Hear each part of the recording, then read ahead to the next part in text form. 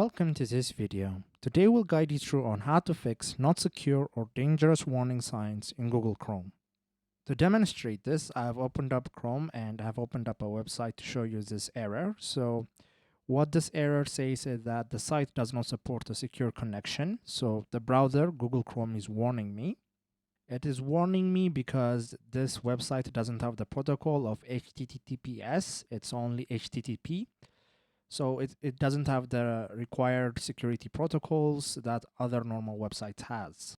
So normally it is recommended you follow your browser's advice here. If not, if you follow through, then maybe your personal or financial information may be stolen. But if you want to proceed, there are a couple of methods. So the first one is on the warning, you'll see an option that says continue to site. So if you click on this, it will continue to site, ignoring the warning. But on the top, you can see that it still says not secure. And if you just want to disable the warning overall, what you need to do is go to the top right and click on the 3 dots button.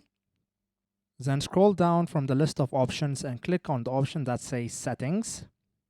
Then once in settings, you'll see an option on the left menu bar that says privacy and security. Click on privacy and security. And once on the privacy and security page, you'll see a security button near the bottom. Click on that. And on the security page, you'll see an option that says secure connections. Under it, there's an option that says always use secure connections. So this is currently turned on. So what it means when it's turned on is that it only follows the protocol of HTTPS. So it will not it will warn you if an HTTP site appears.